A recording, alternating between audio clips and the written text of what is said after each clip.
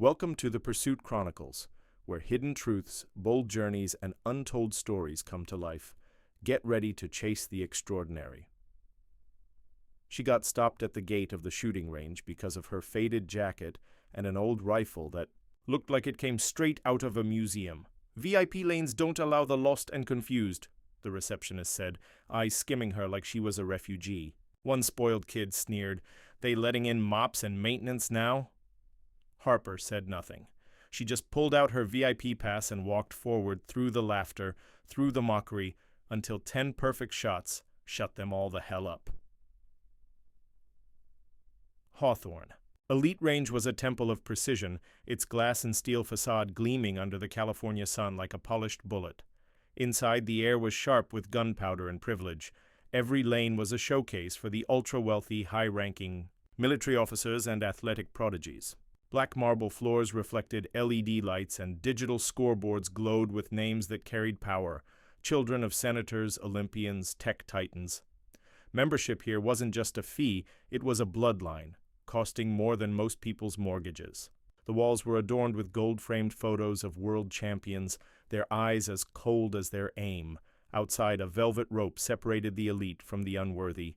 And today, Harper Lane stood on the wrong side, her faded olive jacket and scuffed jeans a blasphemy against the tailored tactical gear streaming past. At 23, Harper was a quiet force, her beauty raw and unadorned. Her auburn hair was pulled into a loose braid, strands glinting like embers in the sunlight. Her hazel eyes, sharp and unflinching, held a depth that could stop a heart. She carried an old M1 Garand rifle, its woodstock worn smooth by decades, slung over her shoulder like a piece of history. Her father, Colonel Thomas Lane, had been a legendary sniper, a shadow who'd ended conflicts with a single shot, and he'd raised her on backwoods ranges, teaching her to breathe with the trigger. After his death, Harper had promised to honor his legacy, but the crowd saw only a nobody with a thrift store aesthetic, her presence an insult to their exclusivity. The receptionist, a man named Derek with a slick haircut and a sneer like a blade, blocked Harper's path at the gate. "This isn't a range for ordinary people," he said, his voice dripping contempt, loud enough to turn heads. "VIP lanes are for members, not whatever you are." He gestured at her rifle, his eyes raking her faded jacket. A kid in a $4,000 tracksuit, Connor Blake, son of a hedge fund king, leaned against a pillar, grinning. "They letting in mops and maintenance now?" he called, sparking chuckles from the group behind him. Harper's fingers brushed her VIP pass, a worn card from her father's. Old CO earned through blood and loyalty. She held it out, her voice steady. "I'm a guest." Derek's smirk faltered as the scanner beeped green, but he stepped aside, muttering, "This is a mistake." The crowd parted, their laughter a gauntlet as Harper walked inside. As Harper walked through, the lounge, the range's live stream feed, turned into a digital gallows. Phones glowed, members posting in real time, their captions a public execution. "Hat welfare shooter," one read, zooming in on her scuffed boots. "She's a joke," another posted, shared by a congressman's son. Vanessa Cole stood, her voice loud, enough for the live stream to catch. "Look at her thinking she can shoot with us," she mocked, gesturing at Harper's jacket. "This is Hawthorne, not a salvage yard." The crowd roared, their laughter a weapon, comments flooding. "Kick her out! Fraud!" A boy shouted, "Bet she stole that pass from the trash." Harper's hands stayed steady, her hazel eyes fixed forward, but her mother's face on the live stream, pale and pained, showed the weight of each word. The audience's rage surged, their fury at this coordinated cruelty a fire ready to burst. The range's interior was a cathedral of competition, its lanes stretching 50 meters under a soaring ceiling. Digital screens tracked every shot, and the low hum of ventilation mixed with the crack of gunfire. Members lounged in leather chairs sipping $20 lattes, their rifles gleaming with custom engravings. Harper's jacket drew stares like a crack in a mirror.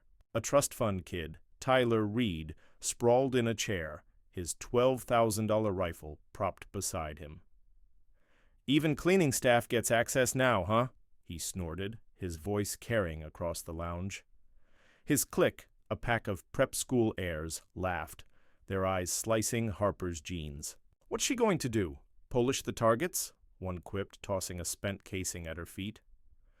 Harper stepped over it, her face serene, her silence a shield against their venom. A range instructor, Professor Laura Vance, stepped forward from the coaching staff, her tailored blazer a stark contrast to Harper's faded jacket. "This is highly irregular," she said, her voice dripping with false pity, loud enough for the lounge to hear. "Hawthorne is for trained professionals, not charity cases with museum pieces." She gestured at Harper's rifle, her diamond earrings glinting. "Your presence here undermines our standards. Perhaps a community range would suit you better." The eyed crowd murmured approval, some clapping, their elitism a wall around Harper. "Leave now, and we'll forget this embarrassment," Vance added, her words a deliberate cut. Harper's braids swayed as she adjusted her rifle, her hazel eyes flickering, with buried resolve, but her face remained serene. Her mother's hands clenched on the live stream, the instructor's condescension a betrayal of Harper's right to be there. The audience's anger boiled, their outrage at this authority-driven attack a burning wound. In the VIP lane, Vanessa Cole, a sharpshooter with $6,000 custom sniper optics and a modeling contract, adjusted her scope, her blonde hair cascading in perfect waves. She glanced at Harper, her lip curling. "This is a training ground, not some low-budget war movie cosplay," she said, her voice sharp enough to cut glass, amplified by the live stream mic overhead. The range's social media feed buzzed, comments flooding. "Who's this loser? Get her! Out!" The head coach, Colonel Raymond Pierce, a grizzled ex-Marine with a chest full of medals, stood nearby, his irritation plain. "Are you sure you even know which end of the rifle you're supposed to hold?" he barked, his tone dripping with disdain. Harper met his gaze, her hazel eyes unwavering. "I'll figure it out," she said softly, her words a quiet vow. The crowd snickered, their phones out, poised for her failure. The billionaire heir, Ethan Caldwell, was the range's golden boy, a 25-year-old with dark curls, a chiseled jaw, and eyes that could charm or burn. His black tactical gear was tailored to perfection, and his custom rifle, a $60,000 work of art, gleamed like a predator. He had just fired a round, 9.9, 9.8, 9.7, his scores flashing on the digital board to roars of approval. He turned, spotting Harper, and his grin was a weapon. "If you beat me, I'll leave immediately," he said, his voice smooth and mocking, loud enough for the live stream. "But if I win, you're gone, janitor." The crowd erupted, their laughter a tidal wave. Ethan leaned closer, his breath warm. "No pressure, sweetheart." Harper didn't flinch. She nodded once, her silence louder than their jeers. The live stream audience seethed, their hearts with Harper, urging her to shatter their arrogance. The mockery didn't let up. As Harper set. Up at lane 8, Connor Blake sauntered over, his tracksuit screaming wealth. "That rifle's a fossil," he sneered, his voice carrying to the live stream. "Bet it falls apart before you fire." He flicked a coffee stirrer at her feet, grinning. "Pick it up, maintenance girl." The crowd laughed, their phones recording, captions forming, hat range trash. Vanessa adjusted her optics, her voice cutting. "You're embarrassing yourself. Hun, go home before you shoot your foot off." Coach Pierce stepped closer, his clipboard raised like a gavel. "This is an elite facility," he said, his tone patronizing. "We don't have time for amateurs with relics."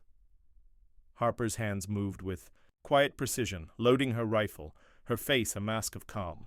Her mother's face, watching the live stream from a hospital bed, crumpled, each insult a wound to her daughter's pride. The range's social media feed was a battlefield, posts piling on. "Hey, scrapyard shooter," one read with a close-up of Harper's faded jeans. "She's a fake," another commented, shared by a politician's daughter in the lounge. Tyler Reed stood, his voice booming. "Why is she even here?" This is our range, not a soup kitchen shoot. The crowd cheered, their elitism a fortress around Harper. A girl in a designer jacket, Mia Holt, tossed a crumpled score sheet at Harper's feet, calling, "Clean that up, janitor!" The paper skidded across the floor, grazing her boots, but Harper didn't pause. Her braid swayed as she checked her rifle, her hazel eyes locked on the target 50 meters out. The audience's rage burned, their fury at the mob's cruelty a fire ready to explode. The insults grew sharper as Harper stood at the lane. A retired general, now a range consultant, leaned toward Coach Pierce, his voice loud enough for the live stream. "This is what happens when you let scholarships in," he muttered, gesturing at Harper. "No breeding, no skill." The crowd murmured agreement, their phones flashing, capturing Harper's stillness.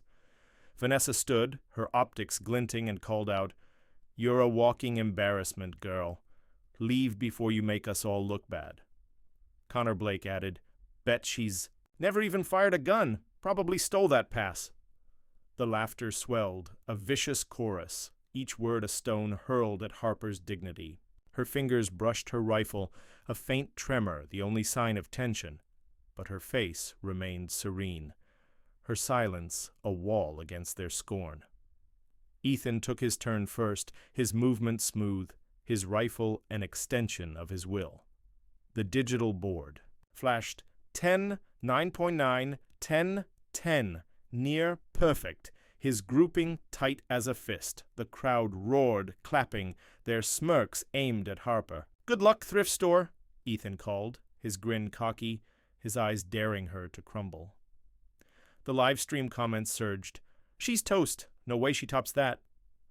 Harper stepped to the line, her M1 Garand steady in her hands.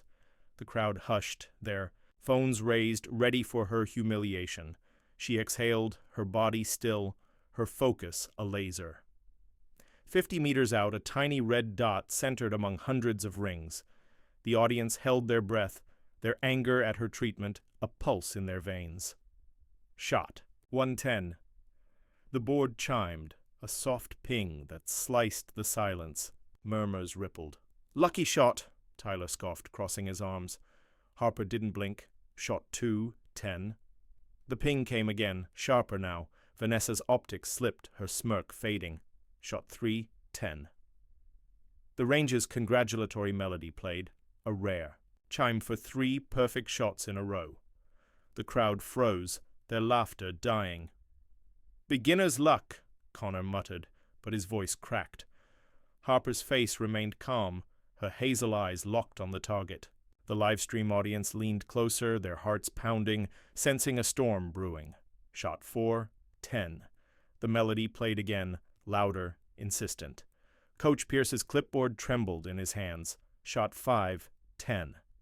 A headset clattered to the floor, dropped by a stunned athlete. Shot 6, 10. The range was a graveyard, every eye on Harper, her faded jacket a beacon under the lights. Ethan's grin was gone, his jaw tight, his eyes narrowing. The live stream exploded. "Who is this girl?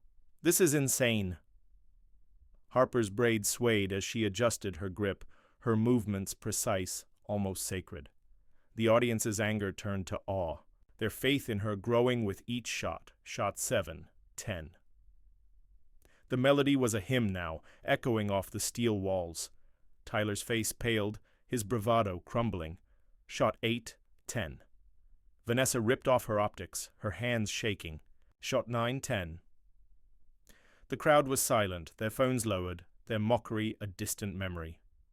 Shot 10, perfect center, overlapping the first bullet, not a millimeter off. The board flashed a new record, 100. The melody played one final time, triumphant, as the system announced, "Facility record broken." Harper lowered her rifle, her breath steady, her hazel eyes sweeping the room. The audience roared, their hearts soaring, her triumph a blaze that burned away their scorn. She turned, calm, dead steady, and spoke, her voice soft but piercing. "My father taught me to shoot when I was 6, she said, her words cutting through the silence like a blade. He was the #1 sniper in his unit, while you were still learning how to double-click a mouse." The crowd parted, their heads bowed, their earlier cruelty a weight they couldn't shake. Coach Pierce, the ex-Marine, rose from his chair, his eyes shining with respect. He began to clap, slow and deliberate, the sound echoing in the stillness. One by one, others joined, the applause swelling, a tide of reckoning. Ethan stood frozen, his mouth twitching, his heart stumbling as he saw her smile. Just a flicker, but enough to unravel him. Ethan Caldwell stood rooted, his once cocky grin, replaced by a flush of shame as Harper's perfect 100 glowed on the board. Her smile, faint but radiant, caught him like a spark, his heart tripping over itself. I was an idiot, he said, his voice cracking, loud enough for the live stream to catch. You're not just better, you're untouchable. The crowd's silence was heavy, their earlier jeers now a collective wound.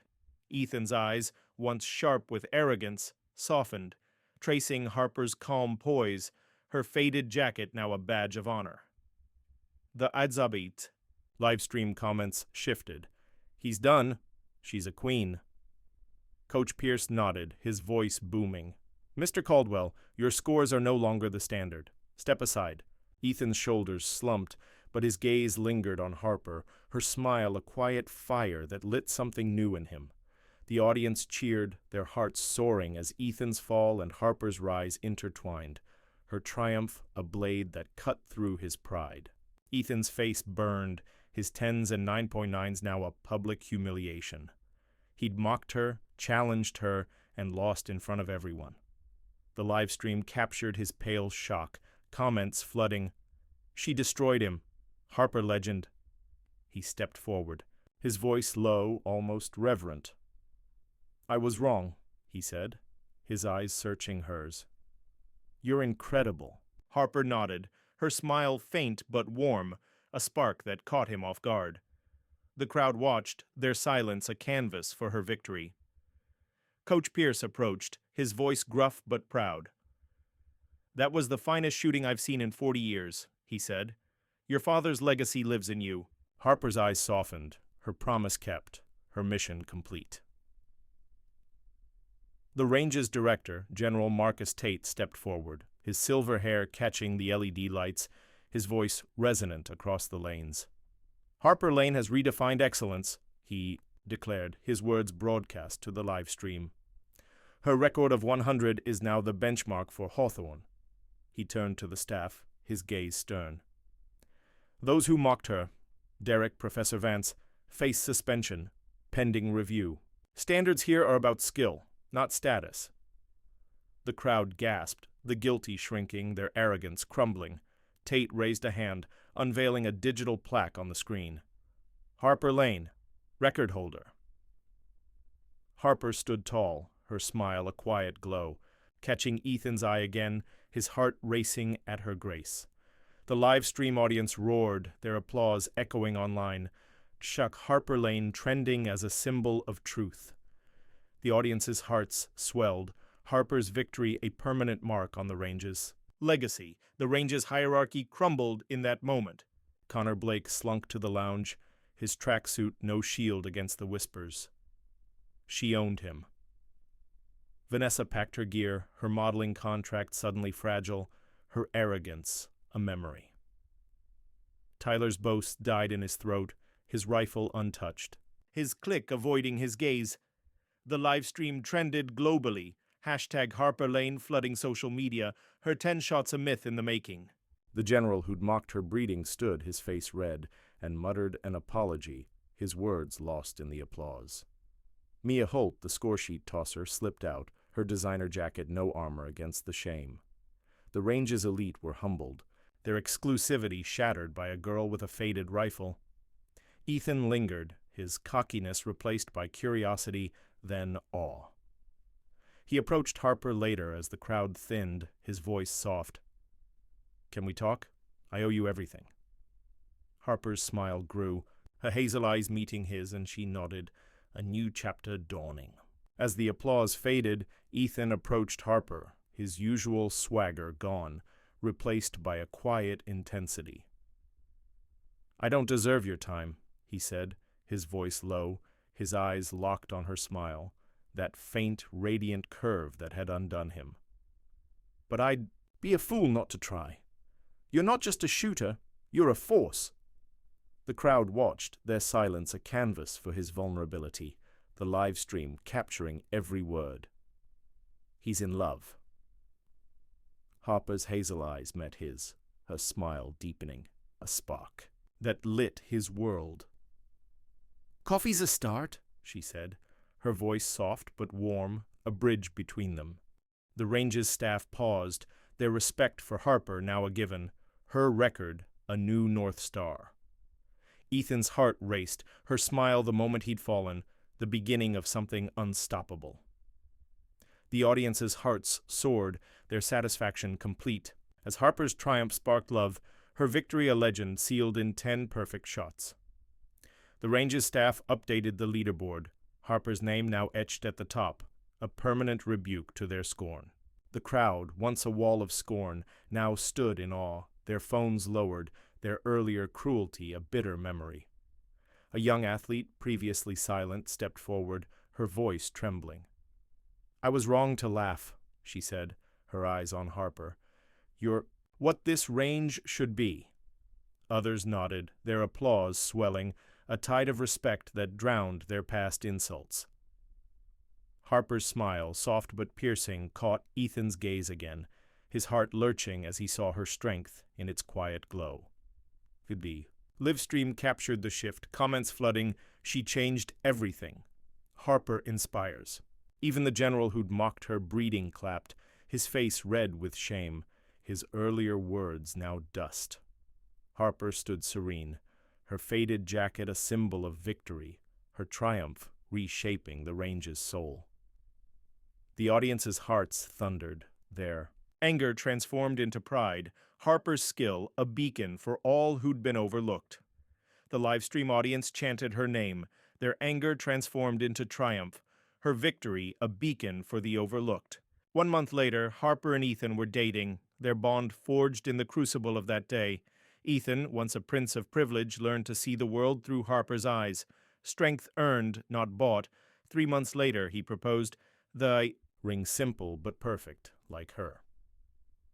They married in a quiet ceremony, the range's plaque now reading, Harper Lane, record holder, 100. Hawthorne Elite Range was no longer just for the elite. It was hers, reshaped by a girl in faded jeans who'd silenced them all with 10 perfect shots. Harper Lane didn't need their praise. She was the bullet that hit the mark. Thanks for watching the Pursuit Chronicles. If the story moved you, don't forget to like, share, and subscribe, because the pursuit never ends.